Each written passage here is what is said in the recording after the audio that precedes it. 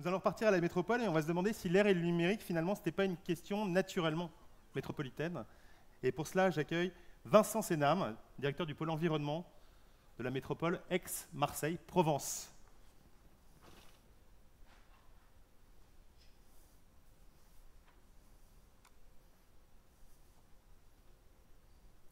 Bienvenue, monsieur. Bonjour à tous. Voilà, je viens vous présenter un projet qui est en cours d'instruction au niveau européen, donc avec un certain nombre de partenaires et notamment à l'initiative de Atmosud RPACA, nous avons répondu au titre de la métropole en tant que chef de file à un projet donc européen, un appel à projet européen, donc Urban Innovative Actions. Le projet que je vais vous décrire s'appelle, donc on a souhaité l'appeler DIAMS, Digital Alliance for Marseille Sustainability. On peut peut-être passer à la diapo suivante. Ah, c'est moi qui l'ai, pardon. Hop, ah, parfait. Donc voilà, programme européen, c'est la troisième appel à projet. Donc on est sur les sujets d'innovation et de la qualité de l'air. Je pense que vous savez que la métropole Aix-Marseille-Provence est largement concernée par ces questions de qualité de l'air, puisqu'elle fait partie des métropoles concernées sur le plan national par le contentieux européen sur la qualité de l'air qui fait régulièrement, qui revient régulièrement sur l'actualité, quoi. Donc les critères d'éligibilité, bien sûr l'innovation, bon, la qualité du projet, il faut que ça soit un projet participatif, mesurable et, comme tous les projets européens, transférable. Donc autour de ce projet, quelques partenaires. Alors vous noterez qu'on est encore sur l'ancien logo d'RPACA, hein, puisque quand on avait déposé le projet, donc voilà, un certain nombre de partenaires. Lab in the Air qui nous a beaucoup aidé sur la rédaction du projet, et voilà, un certain nombre d'entreprises, de groupes très connus. Un programme pédagogique, L'air et moi. Voilà. Donc les enjeux, comment la transformation numérique peut venir en appui des politiques de transition écologique. Et l'idée aussi derrière, c'est la réciproque, comment la transition écologique peut devenir aussi une condition de la transition numérique pour la rendre bien sûr plus écologique, plus éthique, plus humaine. Le projet, c'est le déploiement d'une plateforme d'échange de données sur la qualité de l'air. Donc bien sûr, le cœur du réacteur est à RPACA, hein, mais voilà, qu'on cherche à développer beaucoup plus largement. Donc on est sur du multi-acteur. Donc on s'intéresse tant aux citoyens, à la famille, à l'école, aux entreprises, enfin à tous les niveaux d'organisation de la métropole. Multi-acteurs, multi-échelle, on peut s'intéresser à la maison, au quartier, ce qui circule dans une ville, et à l'échelle de la métropole, voir les impacts extérieurs qui peuvent nous arriver sur la métropole. Multi-information, multi-source, bien sûr la clé d'entrée c'est la qualité de l'air, mais bien sûr on va s'intéresser à d'autres données, de l'urbanisme, de la santé, pour croiser toutes ces données.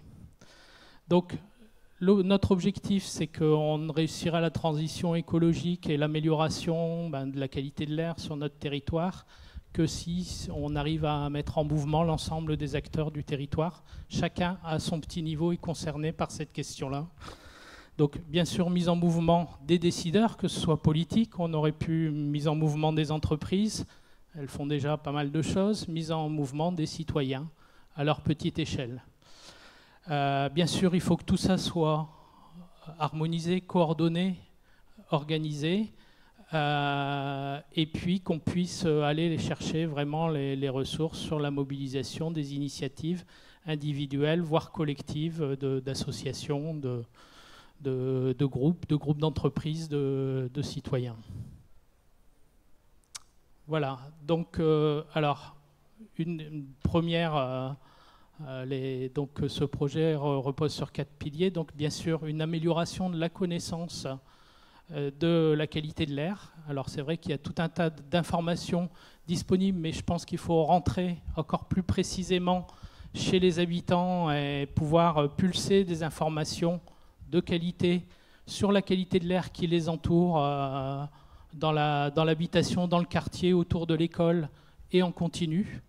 Et ça, de plus en plus, on est capable d'avoir cette qualité d'information au plus près des lieux de vie, je dirais.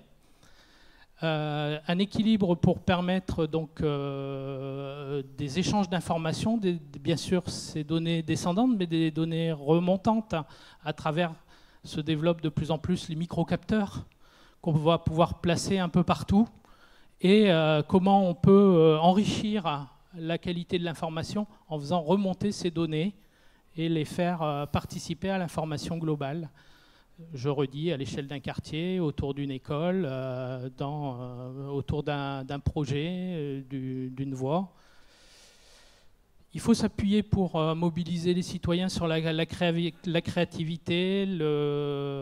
Donc il faut leur proposer des outils, je dirais, un peu plus modernes. Bien sûr, il y a le mobile. Enfin, il faut pouvoir s'appuyer sur ce type d'infos, qu'on puisse s'appuyer, pulser des infos régulièrement et mobiliser les citoyens donc avec de la diffusion d'informations très régulièrement. Et ensuite, l'idée, c'est vraiment d'engager les citoyens, de rentrer en mouvement. Les attendus, donc, créer un réseau de contributeurs citoyens, d'entreprises qui adhèrent à ce dispositif, au service de l'amélioration de la qualité de l'air. En compensation sur cet engagement, on va les accompagner, leur proposer un certain nombre de services d'accompagnement, d'outils, de kits, pour les aider dans cet engagement.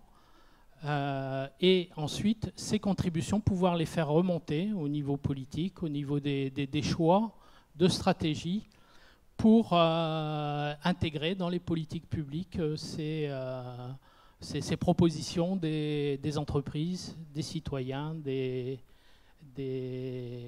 associations. Diapo suivante. Voilà. Donc, on présente assez rapidement, mais une infrastructure d'échange de réseau qui est un peu une grosse plateforme d'information où on va mixer tout un tas d'informations.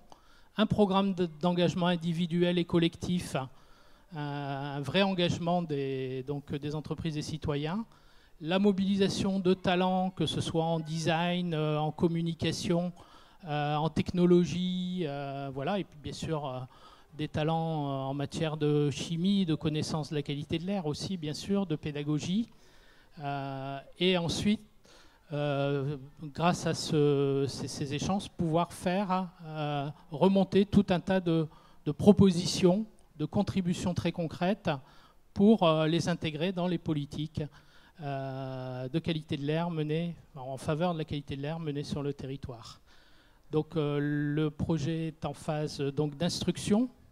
Ce que me disait Dominique Robin, directeur d'Atmosud, qu'a priori on est parmi les 20% des projets qui ont été déposés, donc on reste on est encore dans ce processus, mais on est parmi les 20% qui ont été retenus, donc on espère avoir une réponse d'ici novembre, et ensuite, début d'année, je pense qu'on engagera la mise en œuvre de ce processus, donc un programme sur 3 ans.